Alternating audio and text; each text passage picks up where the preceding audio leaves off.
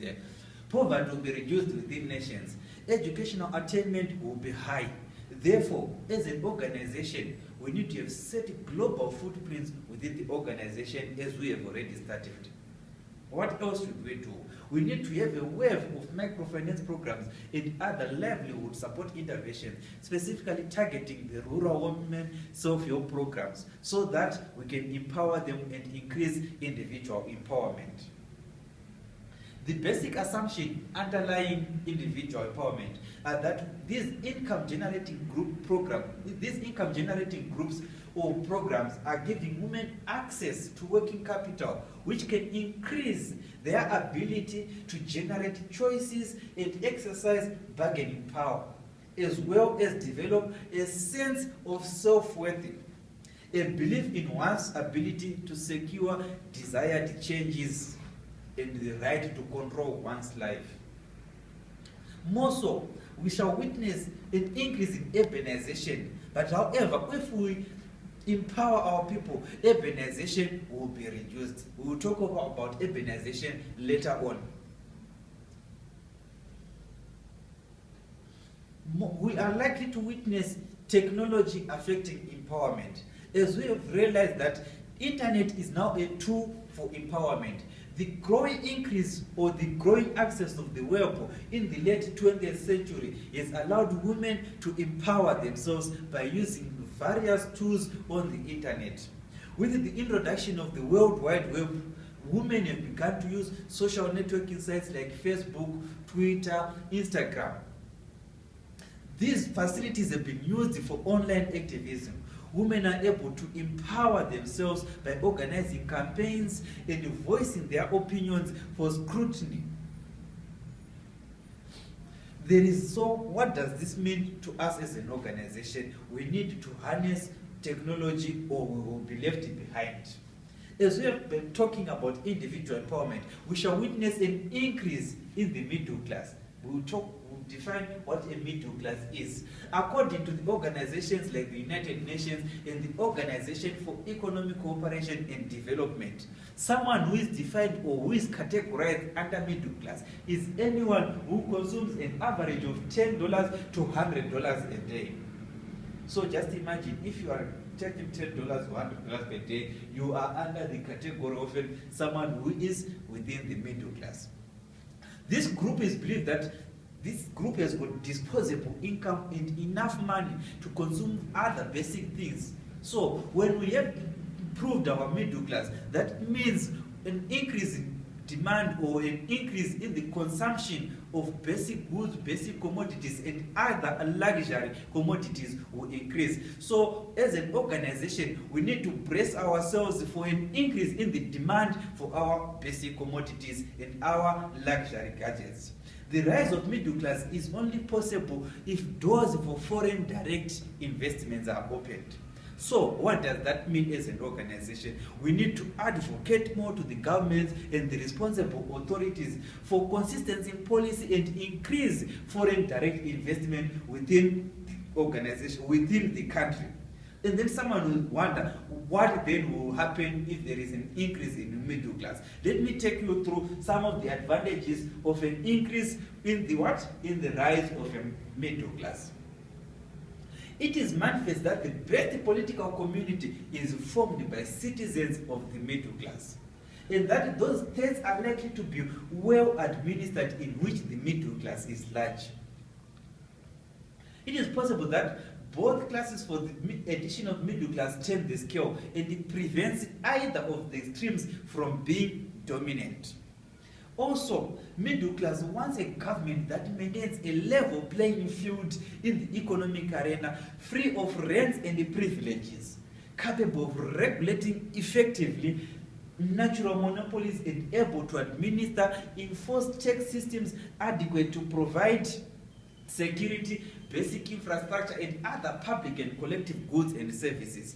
That is the main reason why we are advocating for a rise in the middle class. As you can see, these are interlinking. First, we're talking about an increase in individual empowerment. Individual empowerment will lead to an increase in what? Middle class. An increase in middle class will result in good governance.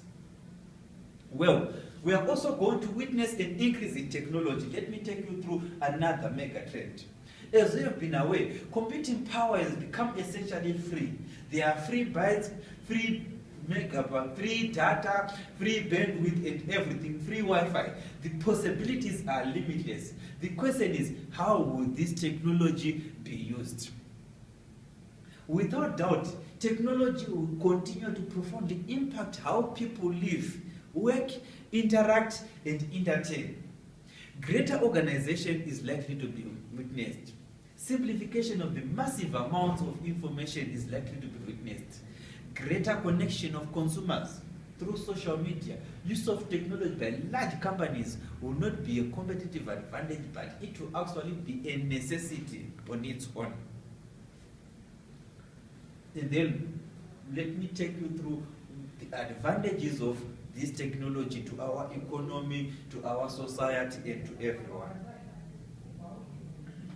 Technological advances are expected to continue to increase demand for a highly skilled workforce. Therefore, as an organization in education, we need to make sure that we are producing skilled people, skilled manpower, with the ability to meet the demand in the rise of these skilled people to cater for this rise in technology and change the organizational business and the nature of employment relation. The implications for advances in technology are that there will be fewer barriers for virtual business. Just imagine today we are buying cars from Japan without you even visiting. You just visit Amazon, you just visit Google, you just visit eBay. Those are the likely effects or impacts of what we are talking of when we are talking of technology. More so, we are going to witness what is termed diffusion of power. No one region or state will be a superpower, but it will be shared equally. By 2013, no country, whether the US, whether China, Brazil, Germany, Russia, will be a powerhouse. This will result in economies from other continents, which are so labeled as primitive, such as Africa, will by then grow as well to become recognized. Power will shift to network and coalition. US alone will not be the powers. China alone will not be the powers, but also African countries rising from South Africa, Nigeria will be counted in. Now, developing countries, in particular the BRIC countries, are gaining more influence due to increase in population, exports, and innovation. As these countries trade and invest within themselves, we as Highland are likely to see them grow at a more rapid rate, which means more money to us. An increase in population means an increase in the demand for those goods or our products. And diffusion of power. Brazil is a creditor nation. China is the world's second largest economy. India is an enormous hub of technological innovation, and African nations are beginning to manage their rich depth of natural resources more wisely. So, what does that mean? It means each and every country cannot operate in a vacuum. Each and every continent needs to work hand in hand with another. So, the need for networking. The undeniable result is a rising middle class that at the same time will consume more, become more aware of their impact on the earth, and will help spur economic recovery beyond the borders of the countries in which they live. Well, because of time, let me take you through one of the major trends again, which is demographic patterns. It is likely believed that population is likely to increase rapidly. Economic growth will decline in aging countries, especially those in the European part. This means there will be an increase in dependence ratio within the aging population. Demand for pension fund, which will eat the resources as well. Africa is believed to have a majority of its population being youthful, and this means labor and skills will be coming right here from Africa. So as a continent, or we as a country, or let me narrow it down, we as an organization, we need to make sure that we are placing our people with the right skills, as there will be a great demand for our skills coming from this continent. Also, within the demographic pattern, it is believed that urbanization will increase, and this will result in a constraint of resources. Therefore, decentralization is the way to go. I will talk more on the impact or on the effects of decentralization later on. Economic growth is likely,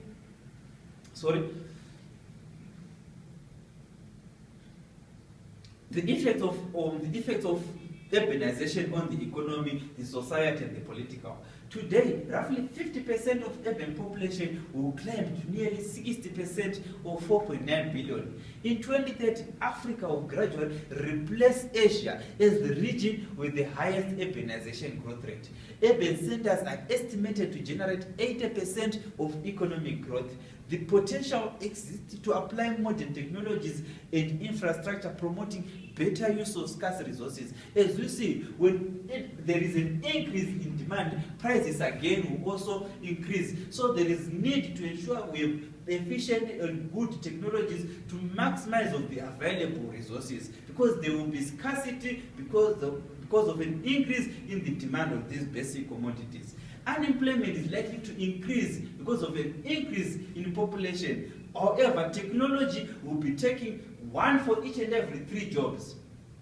So just imagine population increasing, while technology is also taking the other party for the recruitment section. The youth for Africa economy need to be prepared for some civil unrest as crisis for food, water, and health facilities will escalate.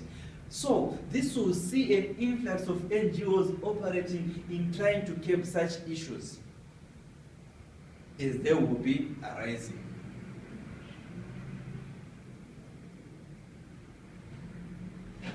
Food, water, and energy scarcity is likely to be witnessed. Demand for such basic human needs will increase substantially owing to increase in the global population. There is need to harness renewable sources of energy such as solar, gas, as well as to upskill our agricultural activities, as agriculture is likely to kill 2 birds with 1 stone. Well, at the same time, 1, it will increase food, 2, it will increase the employment capacities of nations. So it's actually killing 2 birds with 1 stone. Increased population can be reduced if there is an increase in the emancipation of women and individual empowerment. Family planning facilities should be put in place to help reduce this crisis, the likely crisis of a skyrocketing population.